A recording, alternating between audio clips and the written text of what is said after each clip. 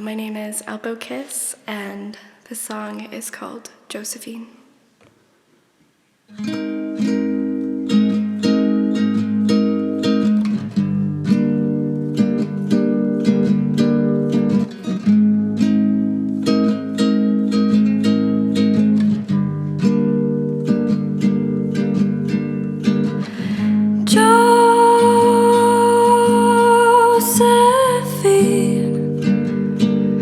I wish that I knew you.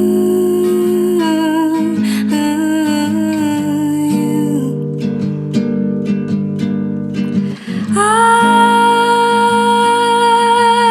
have seen you riding your bike down the boulevard.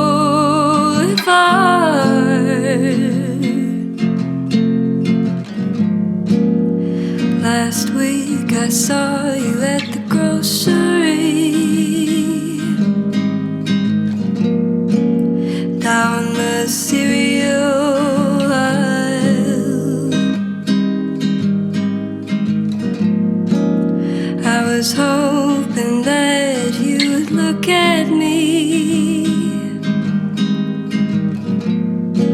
so that I'd have a chance to smile at you.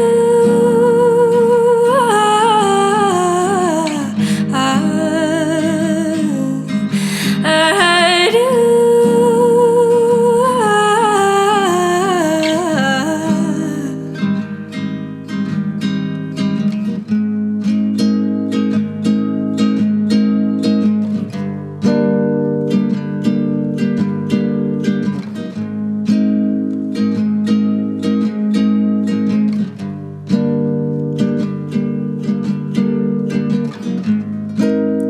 Maybe I'll take a walk out in the night and raid the neighbors' gardens. I wish I knew what kind of flowers you like, but I'll just make myself a very nice bouquet.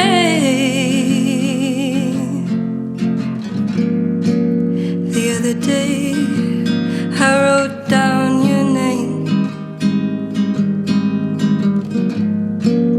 Who knew it'd make you real? By the time you turned and I saw your face, already knew it was you. Oh, you.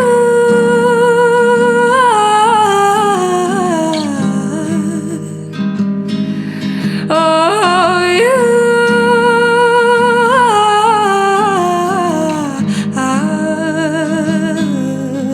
Oh, Josephine. Josephine.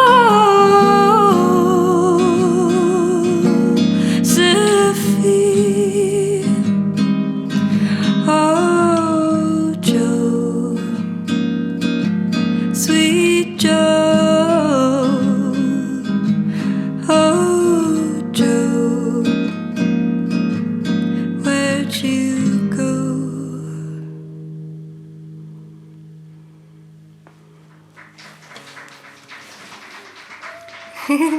Thank you. So yeah, that was a song called Josephine. It's a song I wrote when I was a young baby gay, and it was about a made-up person that didn't exist, and then that person came into my life many, many years later, so it's a very serendipitous song. Yeah, the next song I have is called Writing You Up. It's also a song about romanticizing people. Yeah.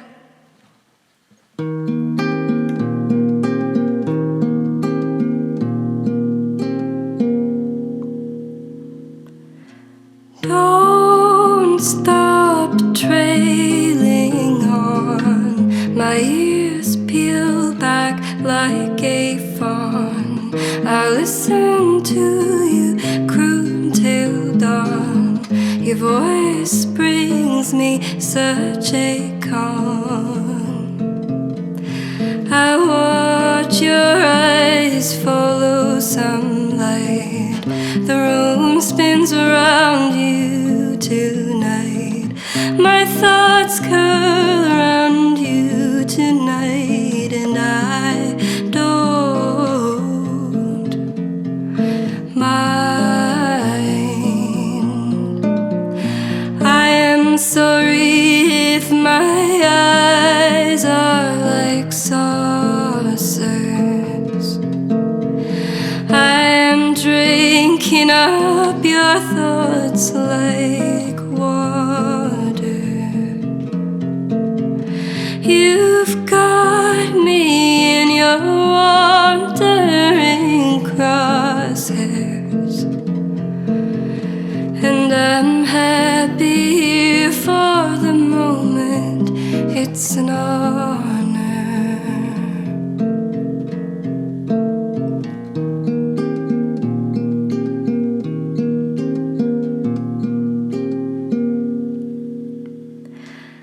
I'd like to mill about your mind and look into your eyes that shine. I wanna see you all the time, to cross my heart and hope to die. I wish that you'd lay in my lap like a cat. Close talking at shows doesn't cut it like that.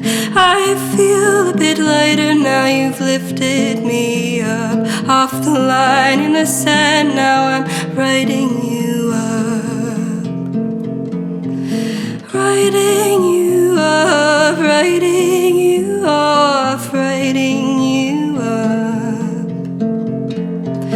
writing you up, writing you off, writing you up.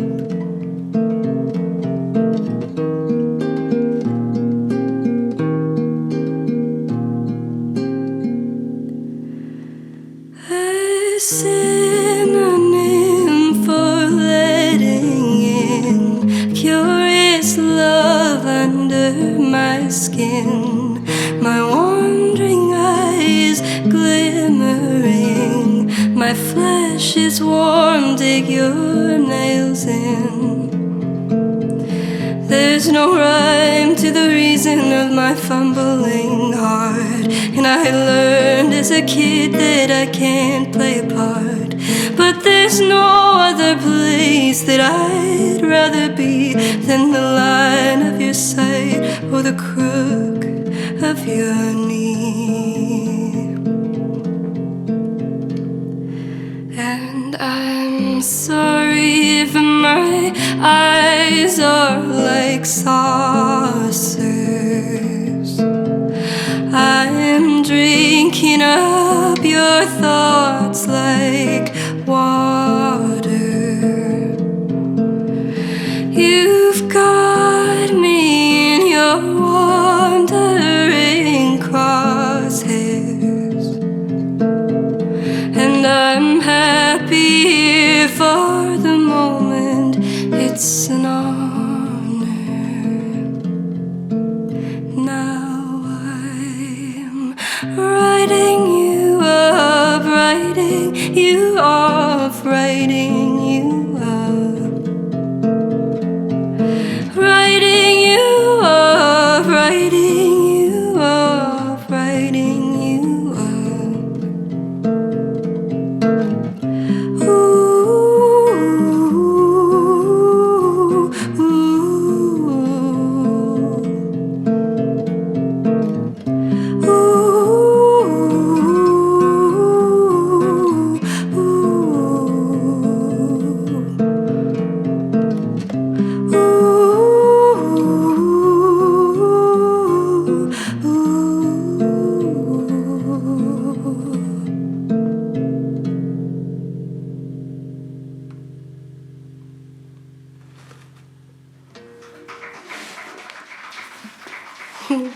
Thank you.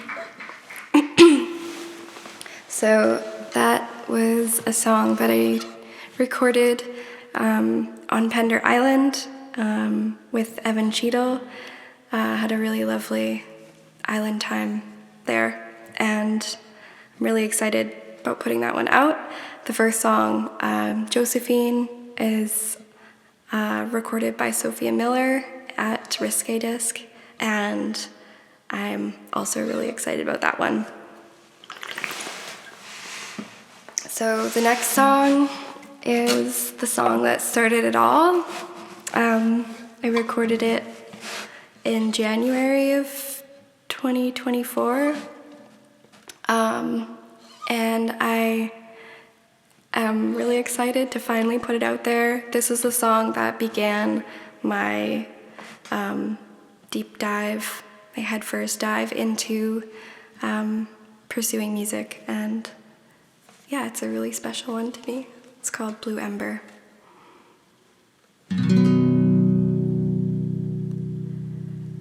Call me a blue ember, crackling low, living in a dream or so, I am told. Well, there's a thin line between the world within my mind and the one that's breathing right before my eyes. I've always burned slow, not a fan of letting go. Wanna put up a fight, but the timing's never right.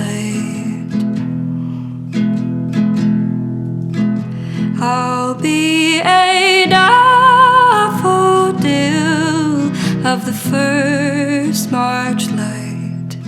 I'll spring up real fast and sleep through the night. I'll know where I'm going and know where I stand. Be the opposite of a rambling man. Where there's a will, there's a way, and I can't make you stay, but I want to believe there's such thing as fate. Call me a blue ember, crackling low, living in a dream or so, I'm told. Well, there's a thin line between the world within my mind and the one that's breathing right before my eyes.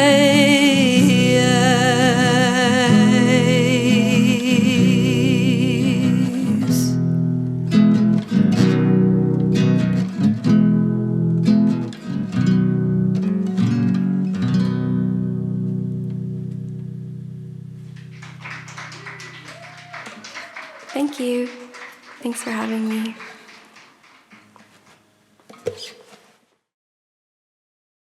It's so lovely to be here with you today, Em. I've had the pleasure of seeing you perform countless times at this point. I'm glad we could really do it for the Gig Pit sessions together now, with you being the featured artist for this month. Yeah, that was extraordinary. I always really enjoy getting to see you perform, and the songs, they really evoke this really, like, romanticized, like, prairie folk kind of feeling to me that I love so much. There's one Vashti Bunyan song, I think Diamond Day, that I listen to, and it gives the same kind of feelings. It has this depth to it that I really love. Thank you. We knew each other before I knew that you made music, we knew each other personally, and then I saw you play on stage, and I was like, this is unreal. Like, and you said that Blue Ember was kind of your entry into more seriously pursuing recording music and playing and being in front of an audience. And I guess what was the lead up process? Like, why Blue Ember? First of all, thank you, Koby. You're the real MVP. And yes, like, I think that we kind of crossed paths many times at shows, and yeah, I really appreciate everything that you do for the music community. So yeah. And yeah, to talk a bit about Blue Ember and my start into like playing music and releasing music, which kind of I have yet to do, but Blue Ember was something that I wrote that just, like, I had written songs over like 10 years, and Blue Ember just kind of clicked for me when I wrote it. And yeah, I just kind of knew that it was really special. And then the few people that I showed it to also like had really great like responses to it. And then I went through just a really tough period in my life, and during that time, a friend of mine, Keenan Elon Noon, he reached out, and like we actually recorded the song just on a little tape machine, and he ended up showing it to his friend Dave Perry of Loving, and then Dave brought me to Cedar to record it, and yeah, that was kind of the thing that began that process, was playing actually Good Party of 2023 in September, and then recording Blue Ember shortly afterwards. That is yet to be released, but yeah, just it's kind of where it all began. Yeah, that's really amazing too, and it made me think of something that Nilu had posted before, who's actually sitting over in the other room, about a song that she was sitting on for a while, and before finally releasing it, had posted a story about how friends and that music community really encouraged her to get to that point. And so it's really nice to see that Keenan and these other friends that you got to work with are also some of the folks that really got you there and have really encouraged you to like support yourself into this. Yeah, so grateful for the homies. Yeah, love the homies. Love the homies. So you mentioned before that you've also done some recording with Evan Cheadle as well too. I've also gotten to see you perform some live songs with Fond and Trevor Lang as well too. Are there any other folks you want to collaborate with, and in different ways from what you've already done? Wow, yes, definitely. I mean, all my friends make music, almost all, and I either that or they're artists in other ways. So collaboration, I've found, is like so important to me in my process. Even just like allowing someone in to like help record songs was a huge step for me, and it really changed my perspective and my process and my confidence in a huge way. And so I'm really grateful to people who have kind of like, helped me out and encouraged me. And also that like, I'm just really excited moving forward to be collaborating more. I've been collaborating obviously with Joe of Fond, and that was a really awesome experience. I worked with Sophia Miller on her forthcoming album, hopefully releasing soon. I don't know the dates, but the important part is that it will come. It will come, yes, like all DIY artists, it will come eventually. Yes.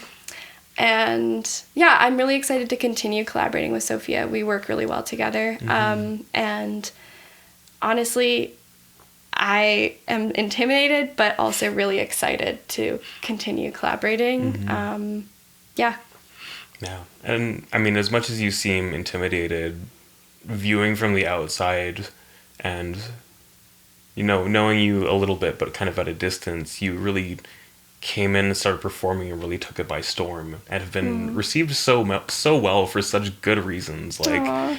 I just get goose skin every time I hear Josephine. And I was thinking before you played it, I was like, isn't this song about a stranger that you like had a crush on or that is longing for? And then you told that story of this the stranger that you didn't quite know, who wasn't actually a real person, but then came into your life, and so it must have felt like a manifestation of sorts as well too.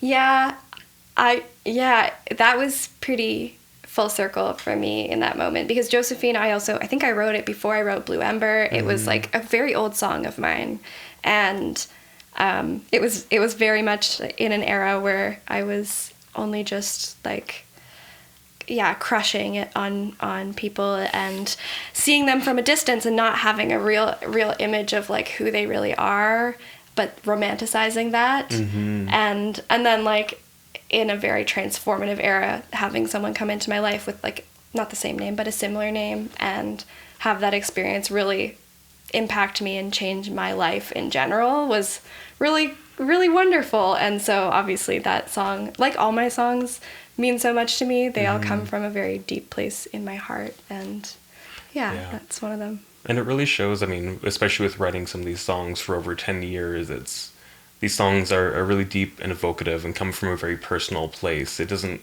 feel like, oh, I chose to write a song about love. It's that you were writing about love and it became a song. And it's really nice to see this musical journey of your expression over life, and what you said before about being a baby gay and having these things come into your life and getting to see some of that change through your music as well too. It's really fascinating.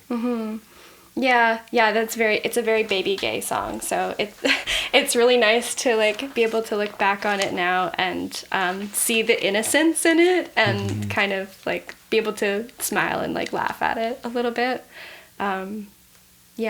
And thank you again, so complimentary. Of course, how could I not? I'm just looking for a line that you said in one song.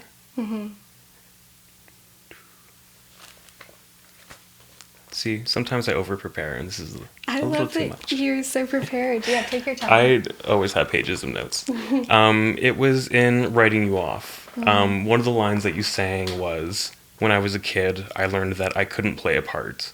And so I was wondering, like, is that a line that is related to your identity and queerness and your kind of navigation of the world in this aforementioned baby gay stage of your life?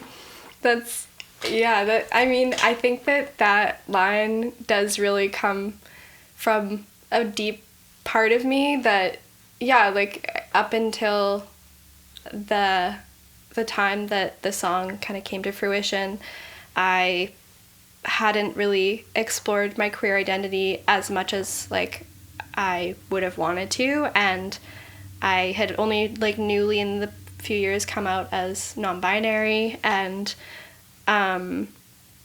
I think that line is somewhat related to my like childhood experience of like feeling like a bit of an outcast and feeling like I'm not fitting in.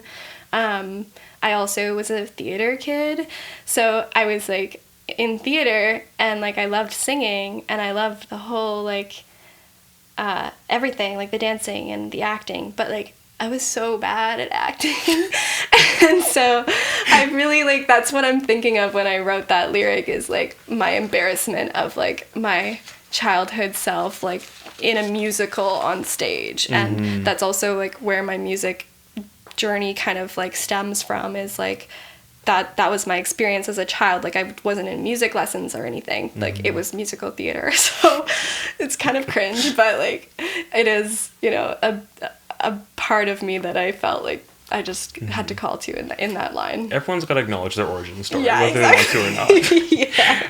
I guess speaking of playing the part too, I was talking a while ago with Natasha, who filmed and directed the music video for Curtain Call, and I was talking with them, and they were saying how there were some elements of the music video that they had planned out and kind of visioned beforehand.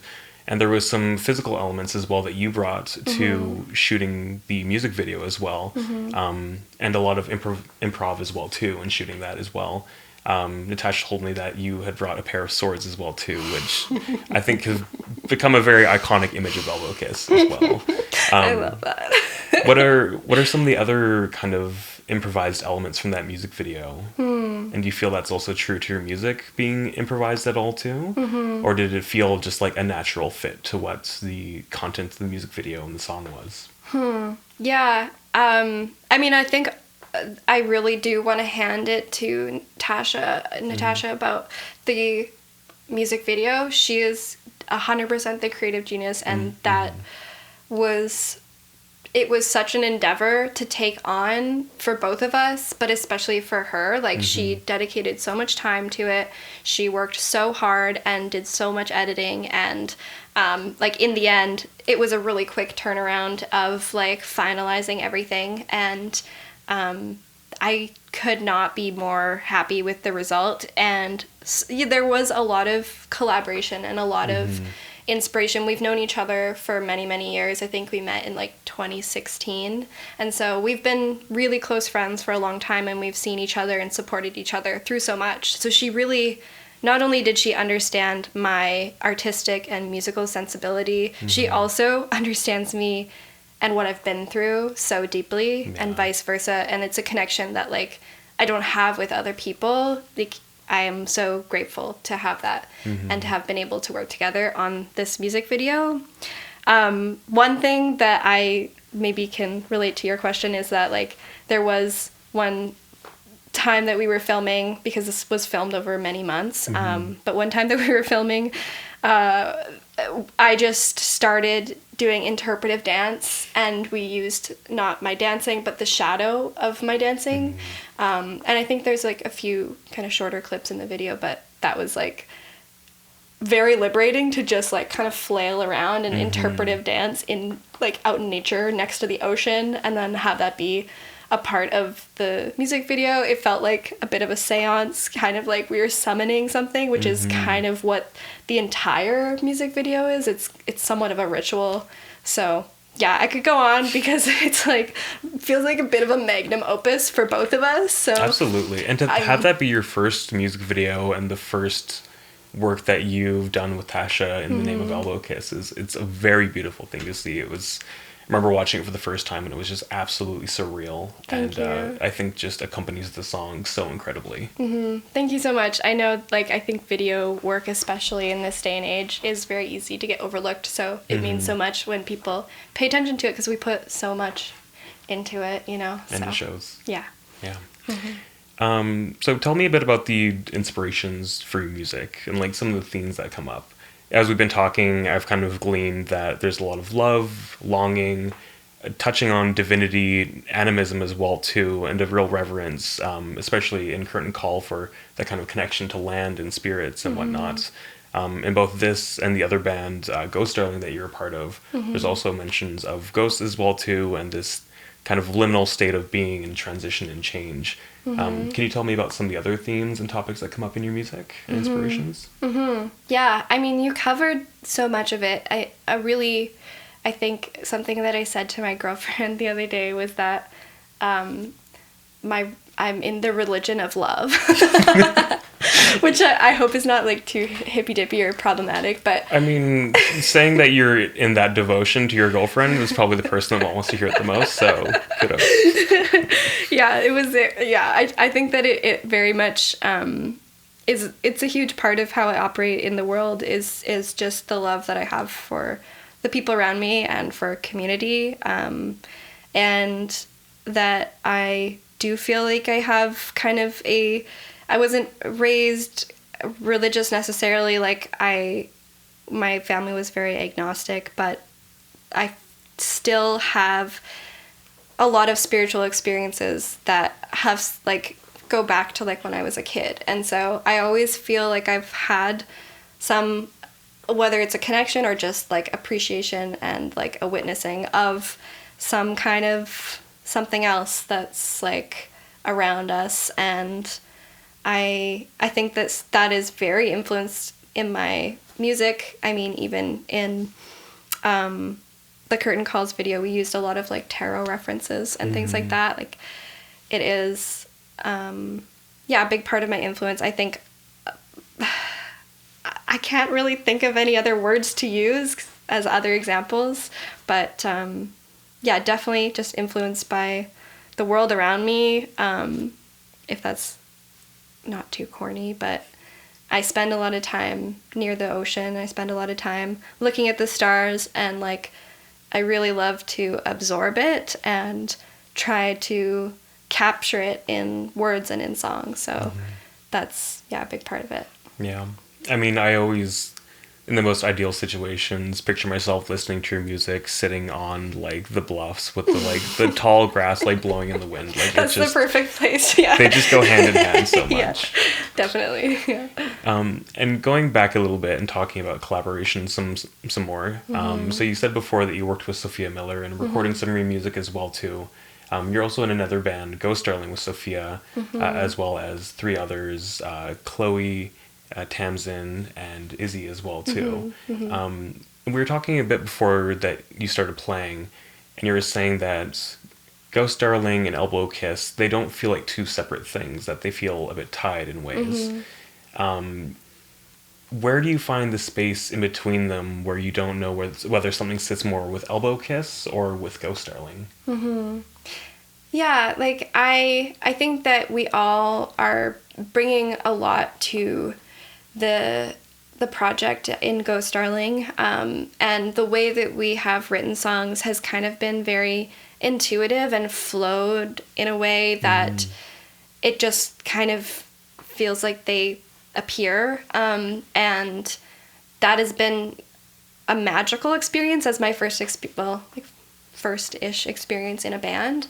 And a lot of the lyrics that I wrote for Ghost Darling were either taken from songs that didn't materialize for Elbow Kiss. Like some of them I had written out an entire song, and just hadn't really felt 100% about it. And so to be able to bring those to life in a really, really different way with Ghost Darling, and to be able to express the feelings and the words and the content of those lyrics in a very, I guess, visceral and intense way. Yeah. It's like just so cathartic, and yeah.